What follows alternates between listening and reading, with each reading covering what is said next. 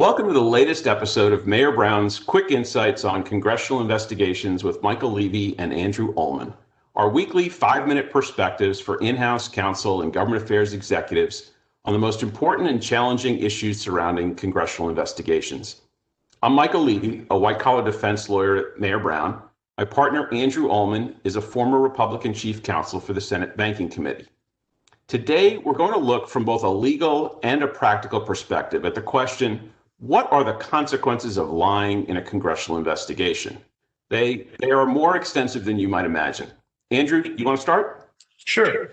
Well, the simple and obvious answer is that a person cannot lie to Congress. And there are several statutes that explicitly make it a felony to lie to Congress. First, there is 18 U.S.C. 1621 that makes it a crime to lie to Congress when a person testifies under oath. This is the perjury statute. It provides for fines and imprisonment of up to 5 years for lying under oath. This is the situation most people normally think of when they hear that somebody lied to Congress. It's the case where a witness appears before the committee, raises his or her right hand, is sworn in, and then swears not to lie to the committee, and then promptly sits down and proceeds to actually lie during his or her testimony. That's what most people think about when they envision somebody lying to Congress. However, and really importantly here, there's another statute, 18 U.S.C. 1001, that makes lying to Congress in the context of an investigation a criminal offense, even if the person is not under oath. This includes not only making false statements, but also concealing material facts and knowingly submitting documents that contain false statements. The penalties under the statute are also fines and up to 5 years in prison for each offense. So now what does this mean in practice? Well, there's some really important consequences of this statute. First is that anytime you're speaking to congressional investigators or providing them with documents, even if it's not in a hearing or part of a formal deposition, the prohibition on lying on 18 U.S.C. 1001 applies. Second, it's important to retain counsel to manage all communications with congressional investigators. Any communications with congressional investigators or documents intended to be provided to congressional investigators should be thoroughly reviewed by counsel to ensure their accuracy. Third, the consequences of lying to Congress are not only the criminal penalties, but also the great reputational damage, as congressional investigators are likely to be far more aggressive in their investigation and in their questionings during a hearing if they know that a witness lied to them. Getting caught in a lie can turn a hearing from a stressful situation into a truly career and personally damaging event.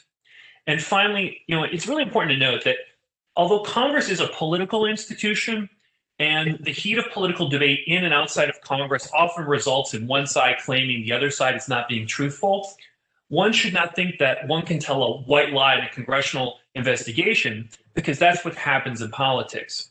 Congressional investigations are serious affairs, and you're setting yourself up for a very bad outcome if you treat it as just political theater. This means that no matter how good a relationship you think you've developed with the congressional investigators or a member of Congress, lying to them will quickly change that relationship and put you in legal peril. I will also note that often the subjects of congressional investigations will say that they believe a congressional investigation is not accurate, or that a statement by members of Congress made about the investigation are not accurate.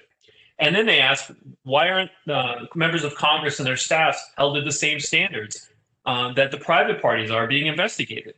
Well, as we've noted in prior episode, the speech or debate clause protects members of Congress and their staff from being held liable for any statements they make as part of their official duties.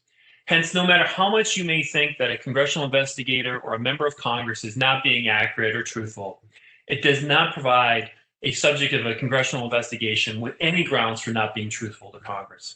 The dichotomy between the speech or debate clause and 18 U.S.C.'s 1001's prohibitions on lying to Congress is a fact that just needs to be understood and abided by in any congressional investigation.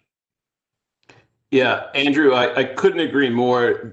Something that we've consistently alluded to is the uneven playing field in congressional investigations, and this is a good example of it. And part of the magic of how you effectively represent yourself or your company in a congressional investigation is how can you avoid the risks of misstating something? Because remember, a lie is a conscious thing, but a lot of people will take simply a mistake and convert it into a lie, particularly in this dynamic. They'll say that you lied when you just got it wrong. How do you guard against that while also effectively pushing back when you're pushing back on an unfair playing field? I think it's really difficult to do, and it's one of the things that makes representing companies and individuals in congressional investigations so challenging. Yeah, and as you know, once you have that accusation that you've not been truthful to Congress, it undermines your credibility when you're appearing before the committee as a hearing. And that can be equally damaging and take a hearing that might have been something that, though not necessarily the most pleasant thing, would be something to come, you testify, and you kind of move on. Instead, it turns it into a really reputationally damaging affair. Yeah, so, don't make it worse than it had to be. Yes. So thanks for joining us for this episode of Quick Insights on Congressional Investigations. We hope to see you next week.